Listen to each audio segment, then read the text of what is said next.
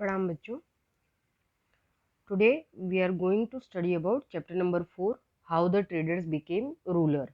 Okay बेटा, first chapter में हमने अराइवल ऑफ यूरोपियंस के बारे में देखा बेटा। उसके बाद ये समझ लो कि पर्टिकुलरली वही पार्ट्स हैं कि जो एक तरीके से उस टॉपिक को आगे बढ़ाते हुए जा रहे हैं स्टेप टू स्टेप बेटा। इसलिए देखो टाइटल बहुत क्लियर है कि how the traders became ruler. Clear. हमने देखा कि किस तरीके से यूरोपियंस जो है, ट्राइब जो है, ट्रेडर्स जो है वो इंडिया में आते गए और उन्होंने धीरे धीरे यहाँ पे अपना ट्रेडिंग कॉलोनीज एस्टेब्लिश करने के बहाने एक तरीके से अपने पावर को, अपने कंट्रोल को इंडिया में वो एक्सपेंड करने लगे, बढ़ाने लगे। यहाँ पे आप क्लियरली बेटा इंडिया का ओल्ड मैप देख सकते हो, जिसमें पूरा का पूरा पाकिस्तान, बांग्लादेश, बराबर, ये सब कुछ इंक्लूडेड है। आपको ये ओल्ड मैप जो है 100 ईयर्स अगो पहले का इंडिया का जो है यहाँ पे क्लियर आपको दिखाई दे रहा है। क्लियर। और इवन अगर आप एंशिएंट इंडिया में जाओ तो ये मैप और भी ज़्यादा वो हो जाता है, इससे भी बड़ा हो जाता है। तो अभी उस वे में जाने की ज़रूरत नहीं है। क्लियरली अभी हम लास्ट 100 ईयर्स की, 200 ईयर्स की थियरीज को हम थोड़ा सा ज़्यादा देखेंगे कि जब ब्रिटिशर्स कम्प्लीटली एक तरीके से ट्रेडर्स, एज अ ट्रेडर उन्होंने 150-200 साल इंडिया में, लगभग 400 ईयर्स का उनका टाइम पीरियड रहा। 1608 से स्टार्ट करके बेटा देखा जाए तो 1947 तक। इसमें लगभग शुरुआत के जो 100 ईयर्स थे बेटा, 100, 150 ईयर्स, 200 ईयर्स, धीरे धीरे एज अ ट्रेडर उन्होंने वर्क किया और उसके साथ साथ वो इंडिया के बहुत सारे स्टेट्स को कंट्रोल करने लगे। और फिर 1857 के बाद का 90 ईयर्स का टाइम पीरियड हम देखें तो कम्प्लीटली रूलर्स, एक तरीके के पर्टिकुलरली गवर्नमेंट फिजिक के साथ उन्होंने इंडिया के ऊपर वर्क किया। ओके, एक तरीके से उन्होंने इंडिया को पूरा कंट्रोल करके रखा। तो यहाँ पे जैसे कि आपके हर चैप्टर में ऐसा है बेटा कि कहीं ना कहीं कुछ कन्वर्सेशन के साथ बच्चों के बीच की बातचीत, यहाँ पे बच्चों और टीचर्स के बीच की बातचीत है, उस तरीके से आपके चैप्टर स्टार्ट हो रहे हैं। देखो यहाँ पे भी एक बहुत सिंपल सी, एक बहुत ही अच्छी सी स्टोरी जो बचपन से आप पढ़ते चले आए हो, उसी स्टोरी के थ्रू टीचर्स जो है बेटा बच्चों को कुछ समझाने की कोशिश कर रहे हैं और उसी तरीके के कन्वर्सेशन के साथ हमारा चैप्टर स्टार्ट हो रहा है। यहाँ लिखा है बेटा कि the childrens were engrossed in reading the story of two cats and monkey during the recess. On reading this story, Jay and Mitali were making fun of each other. Their class teacher, who was sitting beside them, said, "Children, this too is a policy. The third party take advantages of a quarrel between the two." Clear. यहाँ पे कुछ बच्चे हैं बेटा जो recess time period में two cats and monkey वाली जो स्टोरी है उसको पढ़ते हैं और काफ़ी वो एंजॉय कर रहे हैं, हंस रहे हैं। साइड में उनके टीचर भी बैठे हुए हैं। वो जब बच्चों को इस तरीके से थोड़ा सा फन करते हुए देखते हैं तो उन्होंने उनको समझाने की कोशिश की बच्चों ये एक तरीके की पॉलिसी है कि जब दो लोग झगड़ रहे हैं तो उसका फायदा एक तीसरा उठा ले जाता है।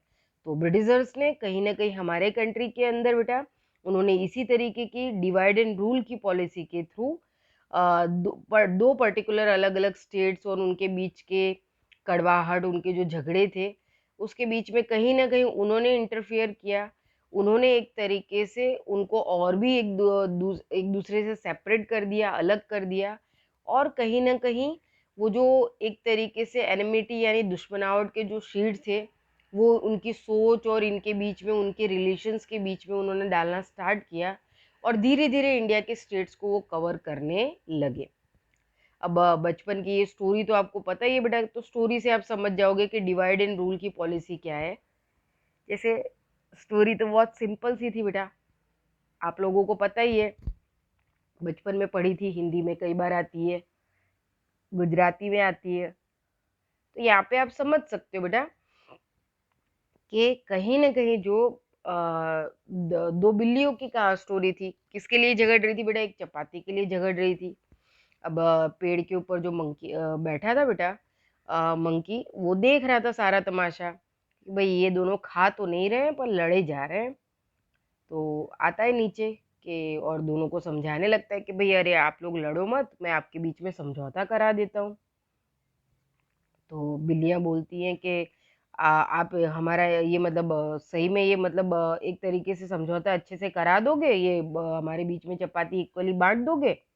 तो बोले हाँ, इसमें कौन सी बड़ी बात है, मैं इसके दो इक्वल पार्ट कर देता हूँ और फिर तुम दोनों के बीच में बांट देता हूँ, तुम लड़ो मत। तो बिल्लियाँ खुश हो जाती कि चलो भाई किसी ने तीसरे ने आके संभाल तो लिया सब कुछ। अब बंदर बड़ा चालाक था। क्या किया उसने, चपाती को वो 2 पर्टिकुलर सेपरेट पार्ट में काटते समय उसने एक हिस्सा जानबूझ के थोड़ा-सा बड़ा रखा। फिर जब वो 2 हिस्सों में डिवाइड हो गई, तो उसने बोला अरे! इस साइड का तो चपाती का हिस्सा थोड़ा-सा बड़ा रह गया। ऐसा करता हूँ मैं इसको इतना हिस्सा खा लेता हूँ ताकि ये दोनों इक्वल हो जाए। तो चपाती का एक हिस्सा जो ज़्यादा बड़ा वाला दिख रहा था उसमें से उसने खा लिया। खाते समय उसने फिर चालाकी की कि ज़्यादा जितना खाना चाहिए था उससे बड़ा टुकड़ा खाया। तो फिर इस साइड वाली चपाती बड़ी हो गई। अब ऐसा करते-करते 1 बाय एक बार बोलता है ये वाली बड़ी दिख रही है तो इसको खा लेता हूँ, एक बार बोलता है इस साइड वाली बड़ी हो गई है, इसको खा लेता हूँ। ऐसा करते-करते वो पूरी की पूरी चपाती जो है खा गया और बिल्लियाँ जो है मुँह ताकती रह गई और खाने के बाद कूद के जो है बंदर महाराज अपना हनुमान जी जो है वो पेड़ पर चढ़ गए। बराबर, तो यहाँ पे हमको दिखाई दे रहा है बेटा कि अगर बिल्लियाँ थोड़ा-सा समझदारी से काम लेती और चपाती को दोनों बाँट के खा लेती तो कोई तीसरा उसका फ़ायदा उठा नहीं ले जाता। या तो वो 2 जन लड़ते रह गए और बेनिफिट किसको मिल गया? थर्ड पार्टी को मिल गया। तो यहाँ पे टीचर बच्चों को वही ये स्टोरी के थ्रू वो चीज़ समझाती है बेटा कि यही एक तरीके से डिवाइड एंड रूल की पॉलिसी है कि 2 जन के बीच के झगड़े में तीसरा फ़ायदा ले जाता है, 2 जन को लड़ा के तीसरा फ़ायदा उठा ले जाता है। तो इसी तरीके की कुछ पॉलिसी के साथ ब्रिटिशर्स ने हमारे इंडिया में काम किया था। देखो कि the third party take the advantages of a quarrel between the two. The British had expanded their empire in India. Such a policy. Jay asked, "Sir, how is that possible?" बच्चे ने पूछा कि सर ऐसा कैसे possible है? The class teacher replied, "Let us go to class and there I will explain about how the Britishers came to India and established their rule over the Indians." ठीक है, बच्चे कहते हैं कि सर ये कैसे पॉसिबल है? तो टीचर कहता है हम जब क्लासरूम में जाएंगे तो मैं आपको ये सारी बातें समझाऊंगा कि ये कैसे पॉसिबल हुआ। ओके, अब यहाँ देखो बेटा हमारे मैप के अंदर कुछ अलग अलग कलर के सिंबल्स के साथ इंडिकेट किया है इन 1798 ब्रिटिश रूल का पार्ट है बेटा। वो 1798 तक उनके कंट्रोल में ज़्यादातर हमने देखा था बंगाल, बिहार, उड़ीसा की जागीर आ गई थी। बराबर, हैदराबाद के निज़ाम ने एक्सेप्ट कर लिया था। फिर 1805 में देखो जितना भी फिर वो पार्ट है फिर वो ऐड होता गया। 1836 में देखो वो ऐड होने लगा। 1856 का मैप देखो तो उसमें मोस्टली आपको सिर्फ ये वाइट पार्ट को छोड़ के मोस्टली बराबर ये सब धीरे धीरे ब्रिटिश कंट्रोल में जाते हुए हमको जोन दिखाई दे रहे हैं। ओके, अब सेकंड पैराग्राफ को देखो बेटा कि by the mid of 18th century the British has started to emerge as a strong power on their Indian political horizon. Do you know that the British came to India only for the trade? Initially they took the permission to trade in Indian state. Then how did they become the rulers of entire India? The history of the British rule arouses many such questions. To serve their economic interests, they increased their political hold on India with the use of British diplomatic tactics. Okay, first 3-4 line में हमको समझ में आया बेटा क्योंकि हम chapter number 1 पूरा पढ़ चुके हैं, इंट्रोडक्टरी तो हम देख चुके हैं। क्लियर, उसी चीज को यहाँ पे फटाफट रिवाइज करना है कि कैसे धीरे धीरे 18th सेंचुरी में ब्रिटिशर्स ने अपने आप को एक तरीके से ट्रेडर से रूलर बनाने की एक पॉलिटिकल जो हॉरिजॉन पे उसका जो पावर है वो स्ट्रॉन्ग बनाना स्टार्ट कर दिया था। धीरे धीरे उसने बहुत सारे इंडियन स्टेट्स के अंदर ट्रेडिंग की परमिशन ले ली, वहाँ पे अपने फोर्ट्स बनाए, अपनी आर्मीज रखना स्टार्ट कर दिया। मॉडर्न वेपन और आर्टिलरी के साथ वो आर्मीज जो है हमेशा एक तरीके से तैयार रहती थी। ठीक है, इंडियन हिस्ट्री में बेटा कहीं ना कहीं यहाँ पे बहुत सारे क्वेश्चंस है कि किस तरीके से ब्रिटिशर्स जो अपने इकोनॉमिकल इंटरेस्ट के लिए हमारे इंडिया में आए थे उन्होंने कहीं न कहीं पॉलिटिकल पावर को अपने हाथों में ले लिया। ठीक है, हमारे देश की राजनीति में उन्होंने एक तरीके से एंट्री की और यहाँ पे उन्होंने देखा कि हम आसानी से बहुत सारे ऐसे रूलर्स हैं जिनके बीच में इस तरीके की दीवार खड़ी कर सकते हैं और आराम से इनको पहले सेपरेट करके अलग करके हम इनके ऊपर कंट्रोल कर सकते हैं। तो ये इनका थोड़ा-सा एक डिप्लोमैटिक टैक्टिक बोलते हैं। ठीक है बेटा? कि ज़रूरी नहीं है कि हर चीज़ के लिए वॉर की जाए। डिप्लोमैटिक टैक्टिक का मतलब होता है बेटा कुछ इस तरीके के डिसीजंस या इस तरीके का दबाव डाला जाए जिससे सामने वाले दुश्मन को जो है बिना वॉर किए ही हम परास्त कर सकते हैं। तो इसको डिप्लोमेसी बोलते हैं बेटा। डिप्लोमेसी ऐसे बहुत बड़ा मीनिंग है, अभी आप थोड़ा सा छोटे हो इस चीज को प्रॉपरली समझने के लिए।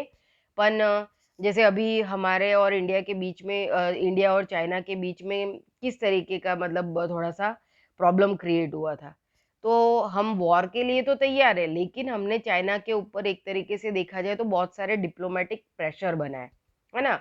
हमने ट्रेडिंग रिलेशन में कहीं ना कहीं उसके साथ बहुत सारी चीजों को हमने, ट्रीटीज को जो साइन किया था उसको हमने एक तरीके से रिमूव कर दिया, हमने उसको हटाया। बहुत सारी चीज़ों के ऊपर, ऐप के ऊपर हमने बैन लगाया। कहीं ना कहीं दूसरे इंटरनेशनल जो हमारे रिलेशंस थे, उन रिलेशन के थ्रू हमने चाइना के ऊपर एक तरीके से प्रेशर बनाने की कोशिश की। तो ये सब क्या है बेटा, ये एक तरीके से डिप्लोमेटिक टैक्टिक्स है।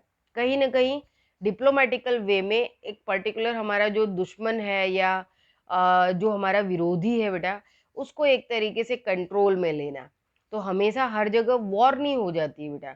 वॉर के पहले भी दूसरे बहुत सारे हथियार हैं जो कारगर कारगर लगभग साबित होते हैं, और इनको यूज करके बहुत सारी चीजों के रिजल्ट बदले जा सकते हैं। ओके, अब यहाँ से जो है ब्रिटिश एम्पायर की शुरुआत हो रही है बेटा, और इस एम्पायर को स्टार्ट करने के लिए कुछ पॉलिसीज बनाई गई थी, जैसे कि वेलेस्ली की पॉलिसी ऑफ एक्सपेंशन। ओके, तो नेक्स्ट वीडियो में हम वेलेस्लीज पॉलिसी ऑफ एक्सपेंशन के बारे में देखेंगे। Thank you.